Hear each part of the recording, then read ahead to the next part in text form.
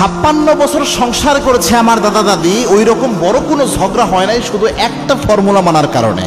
আমার আপন দাদা এবং দাদি তারা 56 বছরের সংসার, ওই রকম বড় কোনো ঝগড়া তাদের লাইফে হয় নাই, শুধু একটা ফর্মুলা মেনেছে। বর্তমান যে ঝগড়া ঝাঁটি হয়ে ডিভোর্সগুলো হচ্ছে, প্রতি ঘন্টা একটা করে ডিভোর্স হয় শুধু ঢাকা শহরে, এটা একটা পরিসংখ্যানে দেখা গেছে।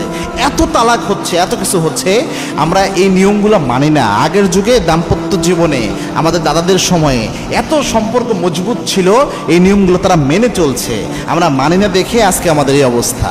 আপনি আশ্চর্য হবেন, এখন আমার দাদার বয়স প্রায় 75-এর কাছাকাছি, 74-75। আমার দাদি মারা গিয়েছে আজকে থেকে কয়েক বছর আগে। এখনও প্রায় সময় যে কবরের কাছে যেয়ে হাত তুলে মোনাজাত করে হাউমাউ করে কান্না করে তার স্ত্রীর জন্য, এখনও তার কথা বলতে গেলে চোখে পানি চলে আসে।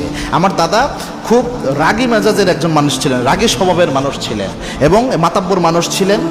আলহাজ চান মাহমুদ খান আমার উত্তরবঙ্গ, এখানে অনেক পরিচিত একজন মানুষ। তো তার এই প্রভাব প্রতিপত্তি সব কিছুর কারণে আমার দাদি সবসময় তাকে মান্য করতেন। তবে আমার দাদা যখন রেগে যেতেন, যেহেতু তিনি একজন মেজাজি মানুষ ছিলেন, আমার দাদি একদম সাইলেন্ট হয়ে যেতেন। অনেক সময় দাদা ভুলভাবে অন্যায়ভাবে জুলুমের মতো হয় এরকম আন্দাজে একটা জিনিসে রেগে যেতেন। আমার দাদার নিজের বক্তব্য এটা, কিন্তু আমার দাদি কখনো জবাব দিতেন না। মুখের উপর স্বামী রেগে গেছে, ইনস্ট্যান্ট মুখে যে তর্ক করা, জবাব দেওয়া, এটা সাথে সাথে করতেন না।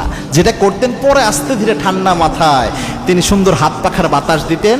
যখন রাতের বেলায় শুইতেন, পরে বাতাস দেওয়ার দিয়ে বুঝাইতেন যে আপনি যেটা বলতেছেন এটা তো ভুল হচ্ছে, সুন্দরভাবে বুঝাইয়া বলতেন এবং সাথে সাথে জবাব দিতেন না। আবার আমার দাদিও যদি কখনো অভিমান করে কিছু বলতো, দাদা তখন কোনো কথা বলতেন না। যতই রাগে মানুষ হোক, যখন দাদি রেগে গিয়েছে তিনি আস্তে করে বাসা থেকে বের হয়ে চলে যেতেন। তিনি কোনো জবাব দিয়ে ঝগড়াঝাটে চিল্লে চালিয়ে এটা করতেন না। আশেপাশে সবার কাছে মোটামুটি শুনছি আহামরি বড় ঝগড়া হয় নাই।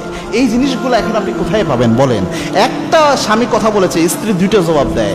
স্ত্রী অভিমান করে একটু কথা বলছে, স্বামী আরো 2টা কথা বলে, বাপ মা সহ গালাগালি করে।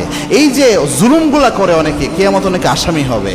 এবং মনে রাখবেন, স্ত্রীর সাথে ভালো আচরণ করবেন। আল্লাহর হাবিব বলতেন, খেয়ারুকুম লিনিসাইকুম, তোমাদের মধ্যে ওই পুরুষ আল্লাহর কাছে সেরা হয়ে যায় যেই পুরুষ তার স্বামীর কাছে সেরা হয়, যেই পুরুষ তার স্ত্রীর কাছে সেরা হয়। আর ওই নারী আল্লাহর কাছে সেরা হয় যেই নারী তার স্বামীর কাছে সেরা হয়।